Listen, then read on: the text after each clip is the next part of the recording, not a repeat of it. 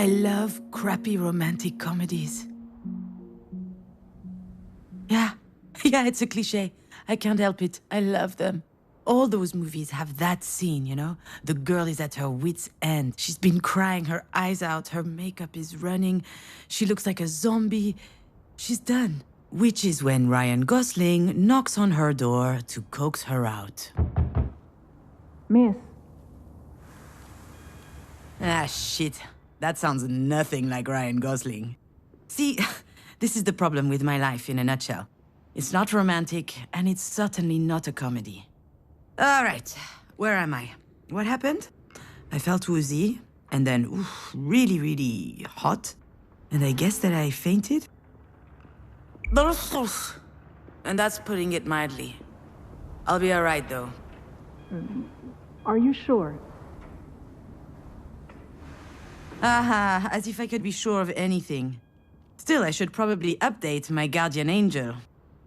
Actually, now that I think about it, maybe there's something I know for sure. If I have to spend one more second lying on this filthy floor, I'm pretty sure that I'm going to vomit. Vomit again, I guess. I'm just a little nauseous, is all. I just had a little bit of a moment. A big moment. But it's over now. Sorry, I ducked out. I'm already feeling much, much better. I can hardly tell her the truth, can I? Most people don't actually want you to be honest with them. Oh, I apologize, Dr. Giagana. I just vomited up my breakfast. I had it all over my chin. It wasn't a good look. It's hardly my fault. I haven't been handling stress very well lately. I guess it depends on what qualifies as lately, If we could take it to mean anything from yesterday to the day I was born, then I'm not lying. Let's just say that it's even more true now. Anyway, this isn't about me. I'll be out in just a second. Those weren't here before. Do you think they have any idea where they are? I'm sure this comes as a shock, but it is crucial that you understand the situation. Your mom had a brain aneurysm. Do you know what that means? Mom. Funny. I could never get myself to call her Mom. She's always been Marie to me. As I understand it, it's a weakened artery wall? Correct. And that artery ruptured, which caused a hemorrhage. It is a serious situation. We need to prepare for whatever happens next, very quickly indeed. I've watched enough Grey's Anatomy to know that this is not good.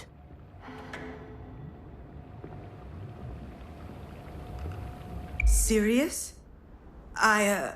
What can I do? Anything related to medical care will be my team's responsibility. But you are her trusted advocate.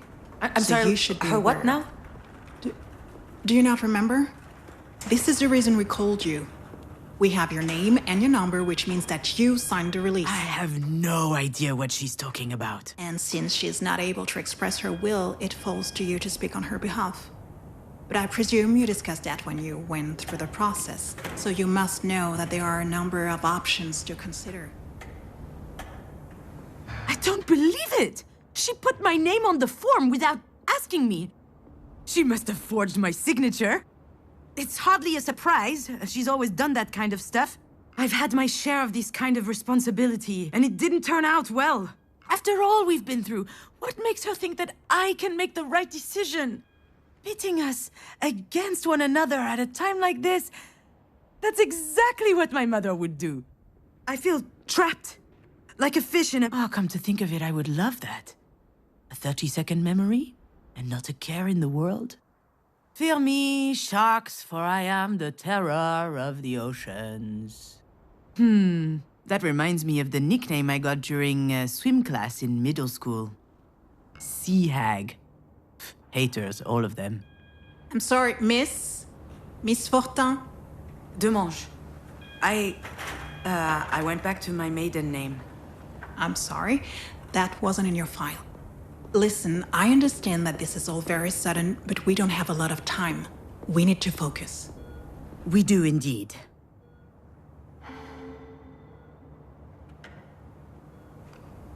Why do you think I'm here? Let me be clear, miss.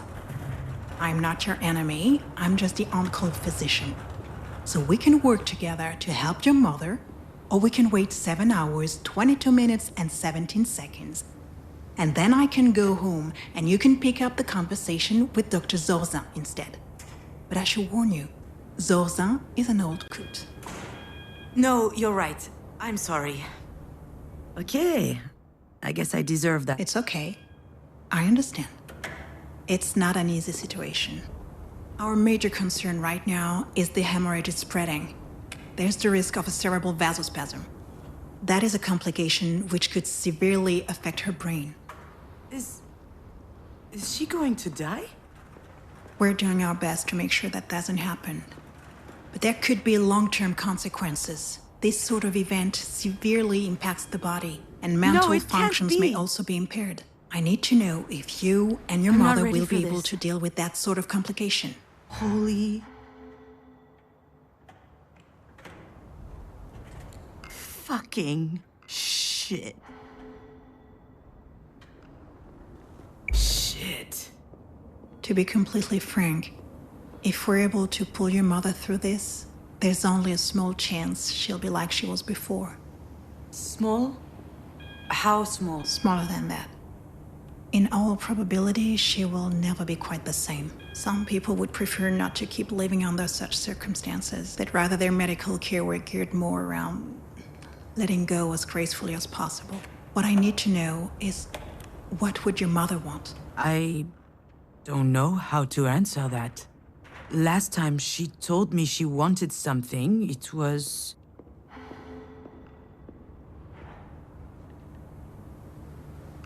to be in MoMA. Excuse me?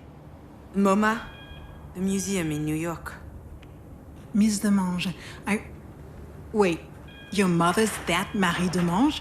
The artist? Ah, there it is. Works every time. Once people figure out who Marie is, snap! Their whole demeanor changes. They feel like they know her somehow. Of course, they're completely wrong. Oh, she takes them in with her dog and pony show. But there's a world of difference between who she is in public and in private. And if this doctor knew Marie, the real her, she would realize how ridiculous her question is. I think you're out of your mind. Excuse me? Your question! How am I supposed to decide whether my mom lives or dies? That's not exactly... You're not... Not a doctor? You're right. You should be making this decision, not me. I'm sorry, I gotta go.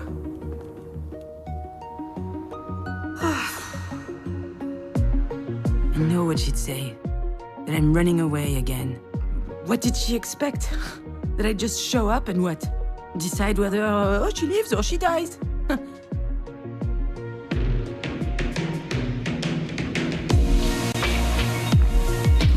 don't even know how I'm supposed to make it to the end of the day, let alone...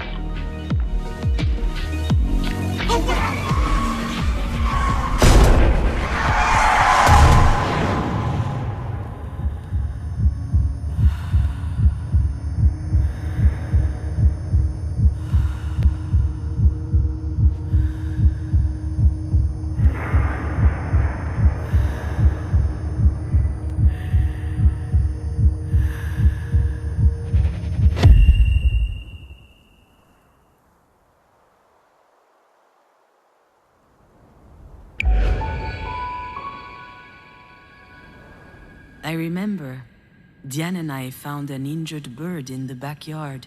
It was tiny.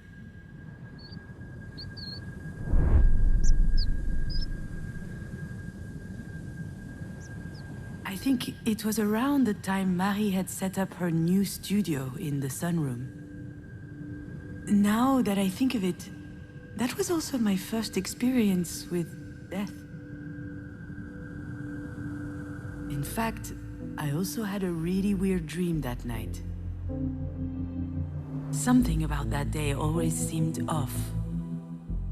I never figured out why. And why am I thinking about this now?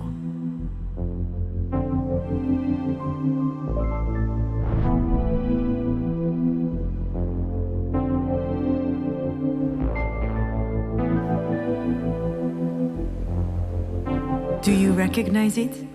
This is the mobile that Marie made me before I was born. It's exquisite and delicate. I loved it.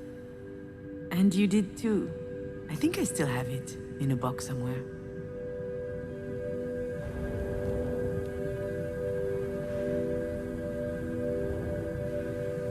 I think I saw a big shadow moving down the hallway that night. I imagined a monster bird was visiting us. For a long time, I thought it was just a strange dream.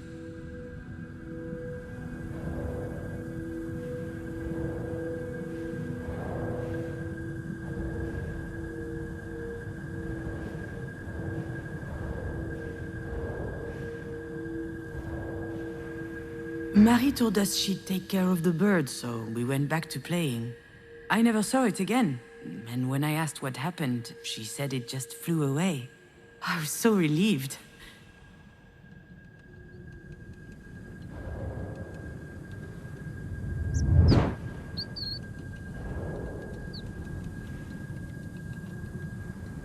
The nest was high up in the tree, but the wind blew it down.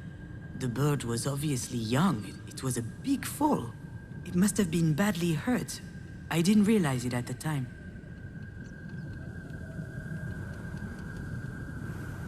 Yeah, Diane was so proud of packing her own suitcase. Her father came to pick her up that afternoon. She spent the weekend with him and her stepsister. I was a bit jealous, but also happy to have some time with my mother. Just us. Now I know for certain that someone was in the backyard that night. And since Diane was at her father's, it must have been Marie. What was she doing out there? Maybe...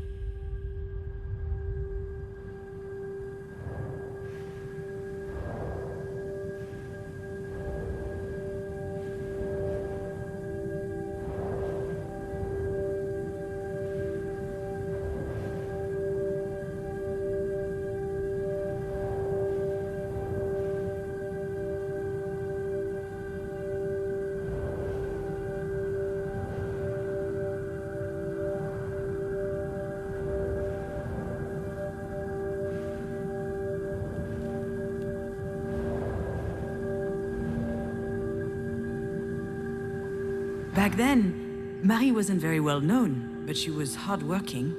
She had just started a series on birds, actually. They were all over the house. A postmodern symbol of anti-anthropic levity. Classic Marie.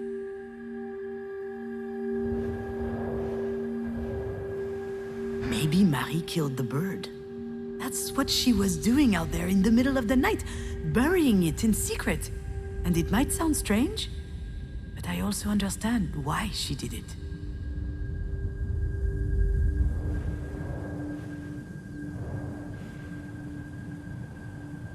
Marie was always quite passionate about birds. So I suggested we keep this one as a pet once it got better. I could already imagine it. A beautiful cage tucked in the corner of the studio. She got so mad. At the time, I didn't understand why she reacted like that. But now...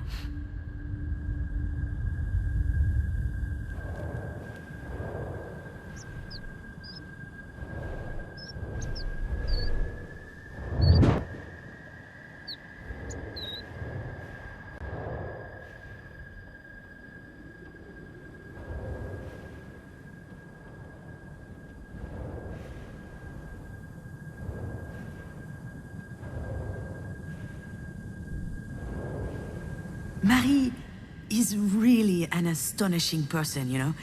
She's usually hard, but also... she could be vulnerable, sometimes. She couldn't stand seeing the bird injured. She knew it would never recover. It was too weak. I remember she said, "Not being able to fly, that's no life for a bird." She thought it would be better off dead.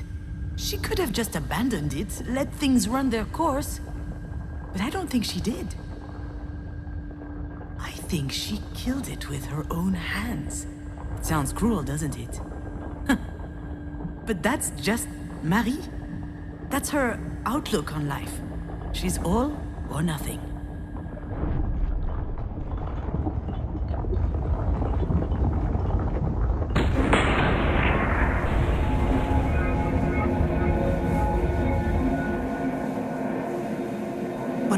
know is, what would your mother want? I'm not ducking out. Not this time. After all, isn't this what Marie wanted?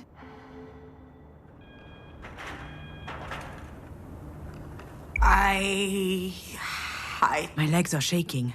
Maybe I'm having another turn. I think I need a sugary drink. Understood. Do you need anything? Well, I need more coffee. But if I drink another one, my stomach's going to declare war on the rest of me. I just can't speak on my mom's behalf. One thing's for sure, she's a radical. She's all or nothing. All the time. I understand. It's hard to contemplate the idea of living with a disability. It's not that, not at all. If we were talking about me or someone else, I would say it's gonna be fine. You adapt. People do it all the time. They have to. Life's too important. I would say that. She wouldn't. I'm not sure that answers your question. She certainly comes across as rather forthright. You don't say. I've seen her on TV a couple of times. My father loves her. She's an extraordinary artist. In her interviews, she's so impressive, fierce even. It must be quite something to be the daughter of someone so talented. I've heard this one before. That's a polite way to say, it can't be easy to have a nutcase for a mother.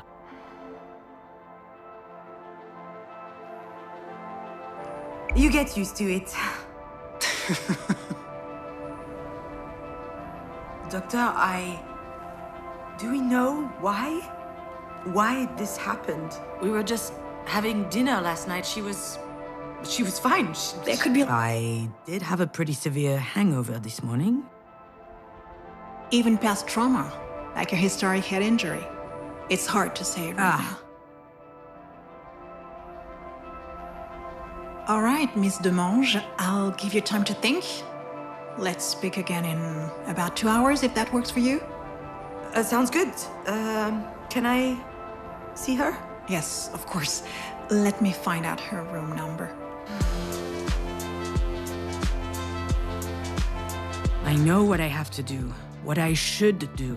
It wasn't that long ago that I could write this kind of scene without breaking a sweat. I step into the room. There'll be tubes everywhere, beeping sounds. The audience will know that it's serious. Then I start bawling my eyes out. I collapse on my mom's bed, pouring out snot from my nose. Or maybe I'll be dignified, stony-faced, standing quietly in the corner, close up on my face. They'll see I'm suffering. That's exactly how it will happen. Or what should happen. There's just one problem. I really must. She probably needs me.